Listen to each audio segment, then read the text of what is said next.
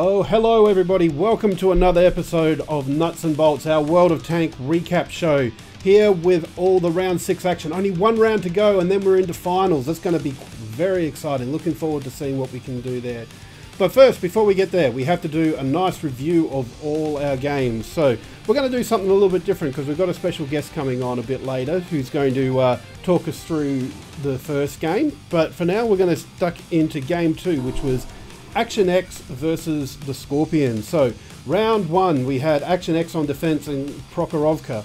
So the Scorpions did position pretty well, and they were able to draw Adelaide Action X in there, and just they bled them out a fair amount. And you can see on the video that we got there that Scorpions just pushed in, and when they had Action X on the ropes, they just went for it. Like they were on capture, but they abandoned that capture and just hunted those attacks down. So that was round 1. Went to the Scorpions on attack with right there.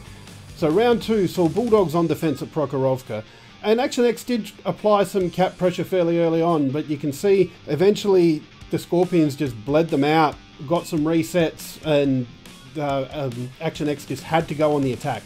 So they've moved off. They've tried to take out Knight here, you can see, but Knight's ready for a one shot, taking the tank down, and now it's a 3-on-1, and Scorpions get the win there with all the tanks eliminated. Round 3 saw Action X on defense on Cliff. So this one was particularly hard to watch, this first bit. Like, this happened within the first 30 seconds of the game. Dongalord tried to do a climb and he just got hammered, deleted.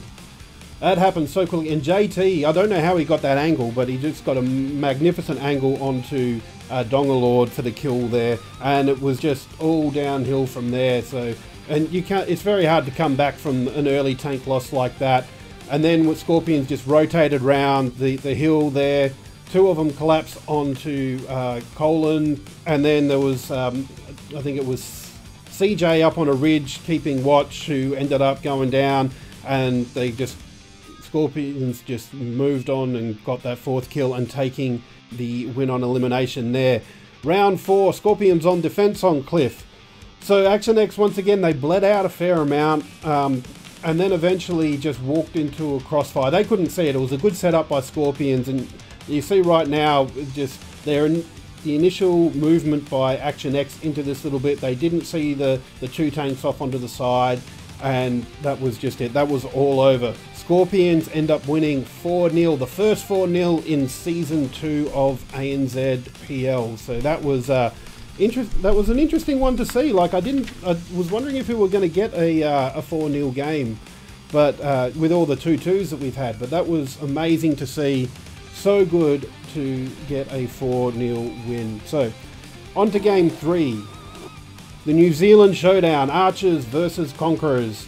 First up, we got Archers on defense on Muravanka. Now, unfortunately, we didn't get to see a lot of this on stream. Unfortunately, there were some technical difficulties. I managed to get some highlights, but I didn't quite see what was going on in the game. I do know that Archers did end up winning on defense, so that you can see they were taking a fair bit of damage, but managed to bleed Conquerors down and take the win on defense there. So switching over to Conquerors on defense, Archers did go up with a 4-3 tank advantage, but they did still have significant HP still left. And eventually Archers just left their push too late. Like, they had the damage there to really try and take the attack, but it just took too long. You can see counting down now, 10 seconds to go. No chance for a capture. Conqueror's far enough away that it's just not going to be able to get the damage through. So we have Conquerors winning the second game on time out really there, which it's still a win, but it's not really a good way to win, I don't think. Round 3, we had Archers on defense on Ghost Town. So Conquerors move in. They seem to be a favourite tactic of theirs to move 3 tanks in quickly into this corner there. And they're not worried about the resets on the front tank. They're just kind of hoping that the tank in the middle will be sheltered by the front and back. So they stuck with that strat for a while, trying to get the capture points up and get that time down. Eventually, though, the Archers just bled them out too much. and there was nothing really there the Conquerors could do, and the Archers took a win on Ghost Town with killing all the tanks. The round 4, the last one of the New Zealand showdown, saw the Conquerors on defence with Ghost Town. So Gruber and Celestia were trading a bit of shots there until they were basically one-shots, but neither could get the kill in.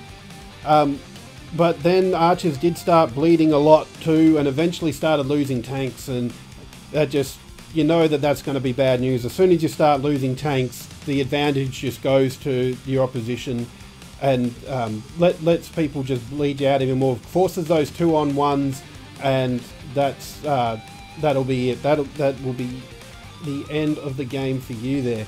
As it was, the New Zealand showdown versus Archers and Conquerors ended up in a 2-2 draw.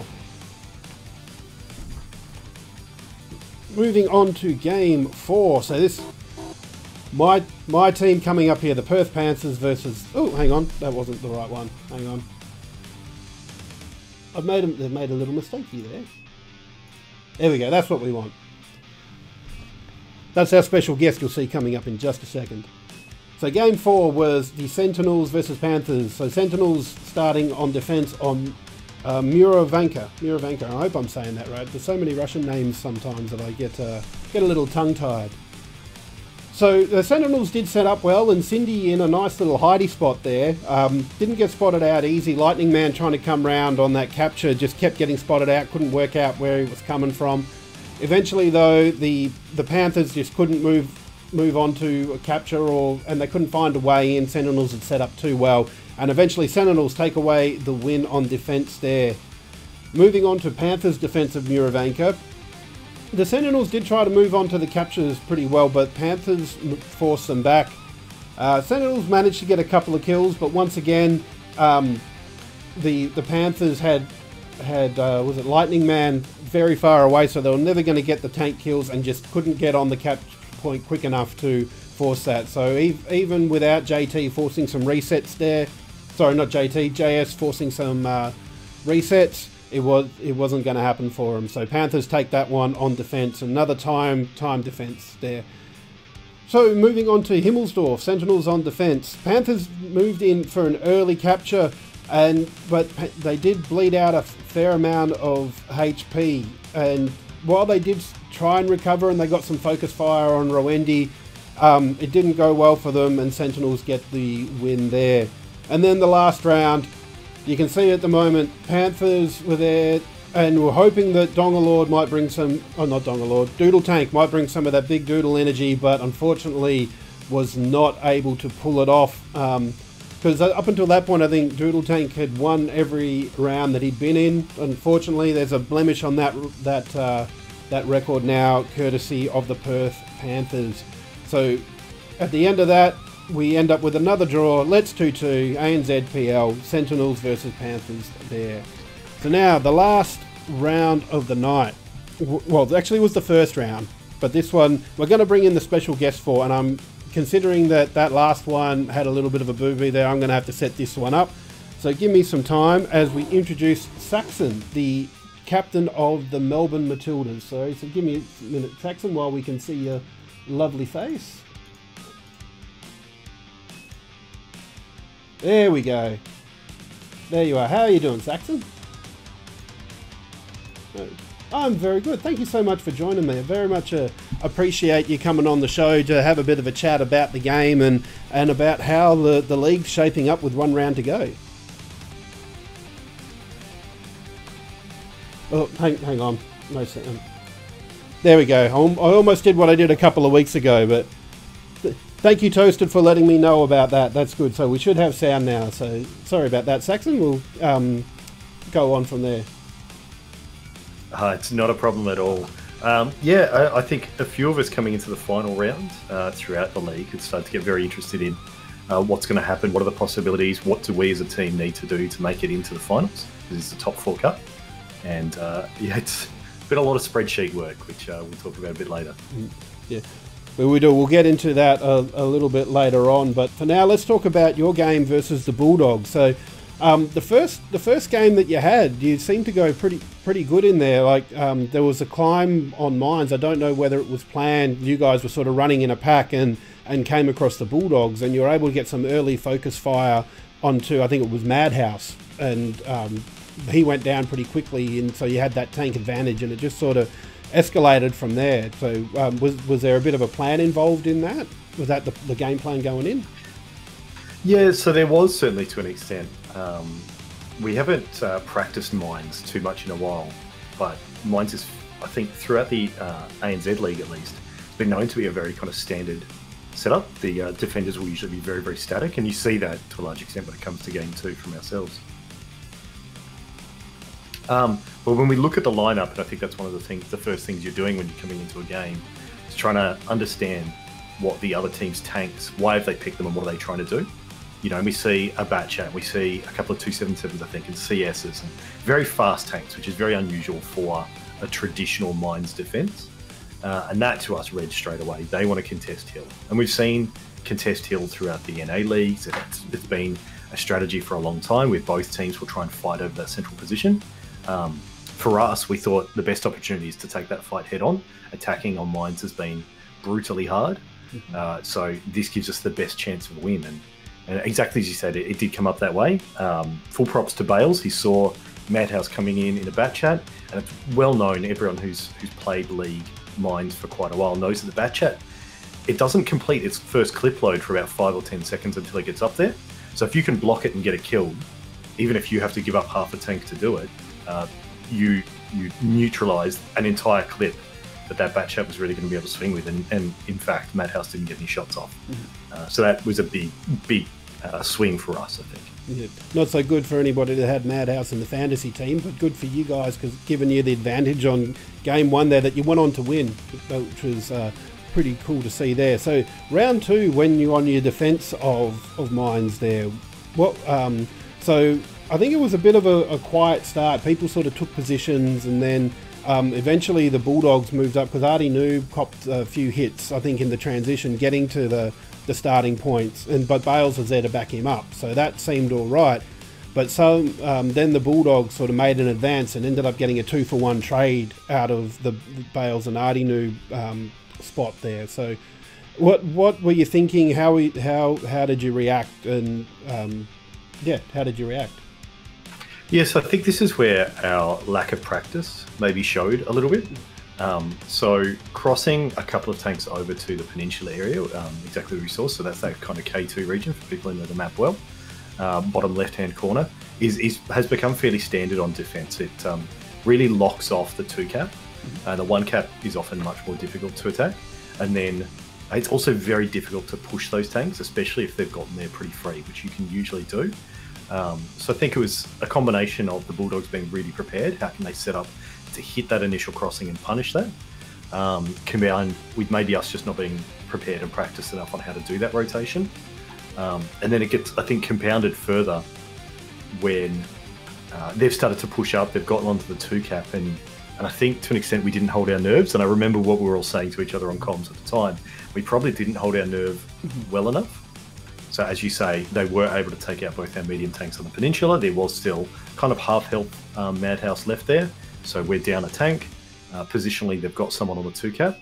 And I think we pushed for a play that didn't need to be made yet. So we did have a Super Conqueror in the K4 position, which is back defending. Can reset the caps. We're not really at material risk of being capped out. And instead, we kind of pushed the 2 E100s in on the 2-cap way too early, as if we were about to lose. And that's just a tempo, practice, control, control the pace so you push back out. I also feel it's a bit of the time on it as well, because like with the 5 tanks and the 7 minutes, in the Archers game you saw it a bit like, and the Sentinels a little bit the same, where they didn't quite have enough time to do what they want, and it still feels into season 2, almost the end of the home and away of season 2, that the teams are sort of still trying to find that sweet spot of when do we attack, how much time we've got left, just trying to get that sweet spot and pull off those nice little attacking wins or defensive wins. Yeah, I think it's a good point, and I think it's we've seen an improvement through the ANZ League from the previous season, where often you'd see teams get really close to be able to secure a win, but they ran out of time. You know, they needed to be more decisive to make the rotations earlier, and through this season, across the board, I think we've seen teams be a lot more aware of how long it actually really takes to go get a position, secure a position, and have a chance to get that win on attack in particular. To answer Geordie's question in chat, I'm a very casual player. I've enjoyed really watching the show, and I'm learning as much as I can, but I'm still very casual. I don't know a lot about the maps themselves or the particular tactics that you use on them. I was telling Saxon before in our little chat that my highest tank is a tier 4, so it's yeah, like I said, very casual. Oh, thanks. Tier 4 is a good fun tier though. There's a lot of fun you can be had there. Yeah. The thing about the league as well is though, so the game's played very differently in a lot of ways to a normal game. You know, you've got everyone on comms, you can all talk to them, you can coordinate, but it's an attack defense format and things like that. So you're always looking at it from a slightly different lens. Yeah, cool. Hey, we'll move on to the round 3. So we had Bulldogs on defence on Himmelsdorf there. You guys went in for an early capture on 2 flag, but I think you got spotted out a little bit early and ended up going in for a bit of a brawl. And so the game plan was obviously go for the capture first, and then once that sort of wasn't viable anymore, what were you guys thinking? And was that always a backup plan, the way you approached it afterwards? Yeah, look, it absolutely is. I think most of the time, teams won't let you just capture. So as an attacker, often you're actually kind of flipping things around in a way where you're putting a tank onto the capture point. You're saying to the defending team, you do something about this, because if you don't, we'll just take a win. And we'll happily do that. And for us, that really started right at the start. Teams are often attacking the 2-cap, the northeast part of Himmelsdorf here, and they're finding different ways to get in. And I think we've seen it a little bit in the meta, and it's been interesting to watch round to round as teams evolve the way they attack it.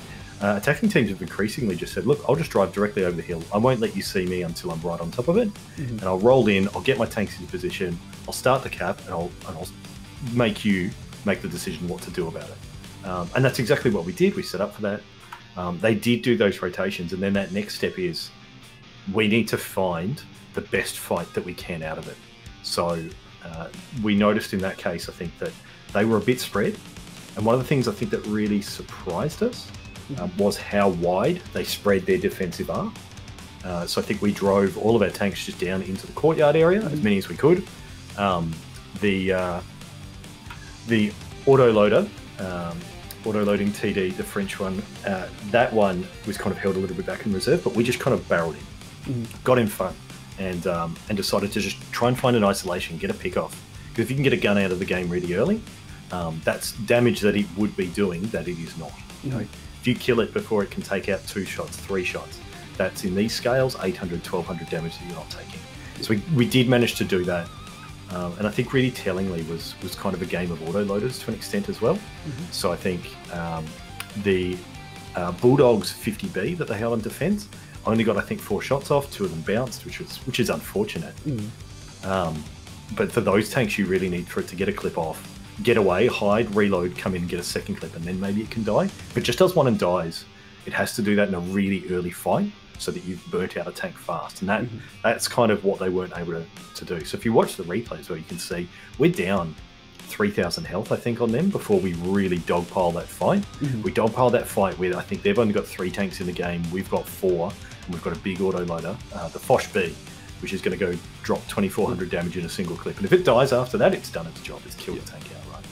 So, yeah, it was really put the tank on cap, make them respond, find an isolated tank and just kill it. And that's kind of what we went for, and that's how it played out. Yeah, that's it. And then right at the end, the Bulldogs had that 1 tank left. He knew he was in trouble and he'd run off, and he'd made the smart decision, go, well, there's, I think, 3 of us left now. Let's go back on cap and make him come to us. Yeah, absolutely. At that point, because we've certainly seen teams run out of time trying to chase down a lone tank thinking I can kill it that way. Just take the best chance that you've got to get that out, and it's just cap it out. He'll have to come to you. You still got it. That's it. Cool.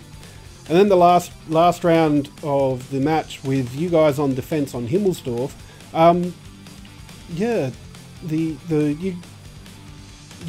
I think, sorry, let me clear my thoughts there, because I think the Dogs pushed down sort of the 7-8 line along that little strip that that leads down to the 2 flag, and I think you guys had positioned more around the one flag, but you did manage to respond very well, and I'm sure that was probably down to your plans on how you were setting up so that you could respond if the pressure was down the other end of the field. Was that your play, and that was the back once again the option B if they didn't come where you were expecting them? Yeah, absolutely. So we had set up to do, again, probably a fairly standard style of defence for Himmelsdorf, where you're kind of up in the top left-hand corner as a defender. And I mean, often you see this across maps, because as a defence, it gives you good angles into both of the capture points. You're usually not committing to one and not the other. And in this case, we did see them drive up the banana, as it's colloquially called, the 7-8 line. And I think we weren't able to get any punishment on that. We weren't able to hit that cross. So we had shots on it, but they didn't quite connect the way that we want. But I think the thing for us is really a story of discipline, where I talked about earlier, the Mines defence was probably undisciplined, unfocused. This was a much more so. Certainly, the CS63 that the Bulldogs brought there really spun us. We weren't exactly sure what they were trying to do with it. CS63 known for being very, very fast. Its DPM is quite good, damage per minute, but its ability to pen heavy tanks in Himmelsdorf, it's often very heavy, super heavy tanks, lots of armour. It's a little bit limited. And in the end, we just said, look, it doesn't really matter. It will get to wherever it wants to be. We're just going to ignore that. And we had that planned. It's just, we're going to group all of the heaviest tanks together, because they're all in the same region anyway. We're going to hit them at the same time. And then we're going to trust that Bales in the bat chat is going to get to the fight as that fight starts. It was really our goal that we're not going to give them one target and then 10 seconds later a second target and a third target. All the targets are coming at the same time. So they have to pick their focus very quickly. And I think we were just able to execute a bit better. And I mean, it's full props to the Bulldogs. They put up a great fight all the way through the series. They really had a spun on Mines. I think their attack was very, very good, and they'd obviously practiced it. Their defence, I think we did kind of see it coming, but we did get lucky. And you can see in the replay at the end, a couple of their tanks were ammo racked. They weren't able to really fight back effectively. There's always an element of luck and a bit of RNG in there about, do you get a bit of penetration, or does your aim get slightly off, and you might track somebody or you might not, and so one or two lucky shots can mean the difference in the game. And I've always said I'd rather be lucky than good any day of the week. But, part of it I think is about holding your nerve when things don't go well. It's very easy to kind of lose your temper, because a shot that should have penned didn't, should have hit but it didn't. You shouldn't have been hit by that shot, but you did. So the quicker you can turn around from that and just continue on and stay focused, that's part of the challenge. Yep, that's it. All right, well, let's move on to the ladder. So after round 6, Matildas, congratulations, you guys are on top of the ladder. How about that? Yeah, it was certainly a surprise to us, I think, because the competition is strong. But certainly we've seen through the draft, and it's why it's in a lot of ways a really exciting league to watch, is that at the start of the season, every team is picking up 2 or 3 or 4 new players. In the case of the Conquerors, 6 players. So they've all got to reform. They've got to find a way of working together, a style of playing, figure out which tanks they want to play with. So we've seen a lot of draws, a lot of very close games as teams really find their footing. They're playing carefully. They're not finding their niche. Well, listen, we had was it, I think Elfish and Kareth said there was something like 6 draws in a row that week, that we had all the four games end up in draws. So it has been quite close, but it's been good to see some results coming out. And unfortunately, a couple of them in the last couple of weeks have been at the expense of Adelaide Action X as well. Those 2 early wins were counting for a lot, but now they've had 2 losses in a row as well, and it's looking a little bit shaky for them there. Yeah, I think. I mean, without getting inside their head, I don't know where they're at as a team. But they certainly, I think, performed very well early. They obviously had good cohesion and some good intro. As the league's grown around them, I think staying dynamic and staying up to date with that might be some of the catches. Some of the teams have really started to gel together well and become a lot stronger. So some of the earlier weeks could certainly be more volatile. Yeah. But props to them, because they were there to take advantage of that volatility and to execute. And that's right. And I think it was good for them, because as much as it pains me to say this, they beat Panthers in the first week, and Panthers just weren't quite there together just yet, and Adelaide took advantage of that and got that early win. And that's what you do, that you take your chances when you can get them, which is what Adelaide did. And now, yeah, it'll just be interesting to see what happens this Friday night on twitch.tv/World of Tanks ANZ for the final home and away round. Going down, well, Adelaide Action X are an equal second with the South Sydney Scorpions at the moment as well, and geez, they had a really good showing with the first 4-0 of the season against Action X, actually, was it? So that's a pretty good showing from them, and seeing the Conquerors up there too, with like you said, they had a fairly high turnover in their players in the off season, so for them to still be up there as well. Sentinels are probably the one that has surprised people, and probably not really in such a good way after such a dominant showing last year. The fact that they're sitting equal fourth at the moment is a little bit of a surprise to everyone, on only one win and having a loss as well. So once again, that's a bit of a surprise. Same a bit with the Bulldogs, although I feel they got a little bit unlucky with some of the draws where they could have gone either way, being that they finished on top of the ladder last season too. And then of course down the bottom we've got Auckland Archers, who did play off in the grand final last year, and the Panthers as well, coming in equal last. So, but what I do like is it's still I'm going to say mathematically possible for those teams on the bottom to make it. We'll talk about that in a second when we go on to have a look at the games that are coming up on Friday. But just quickly, I want to put in. I always pick out a play of the round, and this time it was just the work that the Scorpions did on Dongalord in the game 3 of their series this week. Like, just being able to hit him so hard on the way up and send the Action X to an early deficit in tanks. I think that was just amazing position. How JT got the killing blow, I'm not sure. Like, he is picked out some tiny angle there and managed to get that. So that was my pick for Player of the Week this week. But no, well, let's move on to this Friday's game. So live from 6 o'clock Australian Eastern Standard Time on twitch.tv/World of Tanks ANZ. First up, we've got the Bulldogs and the Conquerors. So both of these teams, they're on equal points at the moment. They need a win. They need a win to make those finals there. But my pick for game of the round, Action X versus the Melbourne Matildas. That's the top two facing off right there. You guys coming off 2 wins, Action X coming off 2 losses. It's going to be a very, very big game, and both of you guys would probably like the win, or even probably a draw would almost secure the top spot, I think. Oh no, because Sentinels are on pretty close points as well. So then they're playing off against the Archers, so that could have an impact there. And the last game, South Sydney Scorpions fresh off their 4-0 win against the Perth Panthers there. So yeah, an interesting round coming up, and a lot of chance for change. We do have a question from chat here. We do want to know, how many badges do you want to see in that game?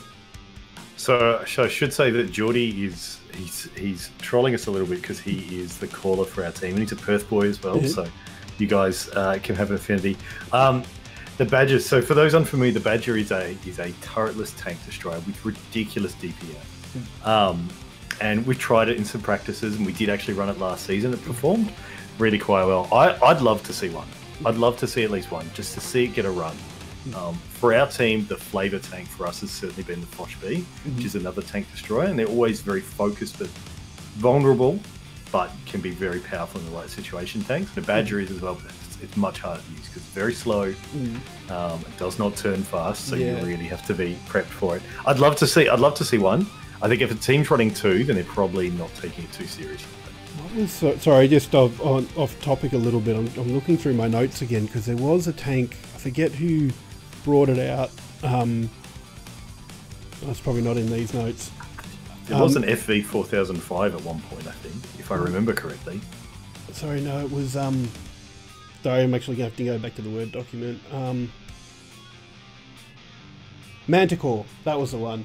The Chucks brought out the Manticore because I think Kareth was saying it's got a pretty hard to spot, and they were trying to get that there. So I do like seeing the different tanks. You see a lot of Super Conks and the E100s and a few of the other ones, but it's nice to see some different tanks and some slightly different strategies that sort of go against the norms there. But that's slightly off topic because what we'd like to talk about now is how the finals can shape up here. And we were talking earlier, how this came about was that I got shown an impressive spreadsheet that Saxon had there about all the different possibilities and outcomes for what's going to happen. Let's see if I can... Actually, no, we won't worry about that because that's too much mucking around. But he's plotted the chances of the teams making the finals there, and it's quite an impressive piece of work. And what I really, really love is that every team still has a chance to make the finals. It may not be a good chance, but there's still a chance. Yes, it really started with, I just wanted to know if we were in for sure or not. And trying to figure out final placings is hard. We looked at it, and I think, so with 8 teams playing 4 games, there's 81 possible outcomes because each game has 3. You could have a win, a draw, or a loss. Either way. And in a single scenario, you get a very clean 1, 2, 3, 4. There's only one way that happens. I've got it listed out somewhere in the long list. Everything else besides that goes to tiebreakers. And the tiebreakers can get kind of tricky. So we start with a head-to-head. So if it's a tiebreaker between 2 teams, did they get a clean result in their match? Usually that's pretty easy to tell, but as soon as it's a tiebreaker between 3 teams, it's their combined mini-league results. Oh. Team A beat Team B, but they tied with Team C. B and C tied. You've got to try and figure out how many points each team ended up with in order to get their tiebreak results. So it got a bit challenging, and the net effect was that Matildas will make it through regardless, even on a loss. And even then, it's because we end up with a 3-way tiebreaker between ourselves, the Conquerors, and the Sentinels. And ironically, the fact that the Conquerors beat the Sentinels means in our mini-league, and I know this sounds kind of weird and wonderful, and it's a lot of hand-waving at this point, because it's a tie for 3rd place, so 3rd and 4th will get through, and out of those 3, Sentinels would lose out, because they drew with us and they lost to Conquerors. They get 1 point, we drew against both, we get 2 points. Conquerors beat Sentinels and drew with us, so they get 4 points. So they take 3rd, we take 4th, and Sentinels drop out. So in all situations, the Matildas get in. But as you said earlier, for every other team, there's a chance. It's just what do they have to do, and in some other cases, what else has to go their way. That's it. Yeah, I go back to the Panthers because, you know, being a Perth boy, you got to follow the local team. Going through your spreadsheet, what I know for Perth, what has to happen is Perth has to beat Scorpions and Archers has to beat Sentinels for us to be able to get in there, and that's 2 big asks there. But you know, I am actually a little bit interested as well in the fact that I think it's a possibility that Action X can drop out of the 4 altogether after leading the comp for so long. That there's a possibility that if they lose, then they could go out. Yeah, so that's the thing. They're on 8 points at the moment. So a win is 3 and a draw is 1. So if Scorpions get a win or a draw, then they jump against them. If Conquerors and Sentinels both get wins, then they will also jump Action X. So in that world, Action X don't make it. And in that world as well, in some of the cases, even a draw isn't enough for the Action X. It's unlikely. We've seen a lot of draws, and a lot of the teams are fighting tooth and nail to get through. So this is not a give up. What's been important for us, though, I mean, we actually saw it last season. So for our team, we came dead last season, and so this season to be. I remember you guys stopped the Panthers from getting into the finals on the last round. We did, and the first thing I did after that was I apologised to them, but because JS, the captain of that team, and that entire team, they're all great guys. But we said we tried our hardest, even though we were dead last. We tried our hardest against every single team. and in that one we happened to make it across the line. So that's it. You don't go into a game to lose. You go in to win. Even at the end of the season where you think it doesn't give you any chance, you're still in it to win it. That's what you're there for. Yeah, and I mean, none of us are planning on quitting our jobs and retiring on league money. Not yet. So maybe in a couple more seasons. So for now, I mean, showing that respect to all your other opponents to make sure that you're still playing in that final game, regardless of the outcome. Yep. But as we say, for every team, for a number of teams, it's straight up just a win and in. If they get the win, they are 100% in. Yep. For some of them, a draw still almost completely secures them. That's in particular Action X and Scorpions. Conquerors, it's stronger. For everyone except for us, a loss puts them at a risk. Yeah, so it's a very important round, and we hope we're all tuning in come 6 o'clock Australian Eastern Standard Time on twitch.tv/World of Tanks ANZ. So that's going to be a very impressive game to watch. So I do have another very important question for you, Saxon, though. How's your fantasy team going? Absolutely terribly. I got one in for the first week. I did okay. It wasn't that special, but it was okay. I didn't put myself in though. Can't do that. Why not? Come on. Oh, it feels wrong. This part of it feels wrong, but feels a bit dirty. Yeah. Yeah, I don't judge people that do. But then actually, I missed the next couple of weeks. And in fact, the second week I was at a wedding, and the third week I was recovering from a flu that I picked up at the wedding, which wasn't COVID. It's okay. So yeah, I completely forgot to get my fantasy league teams in. So I was so far gone. It wasn't even funny at that stage.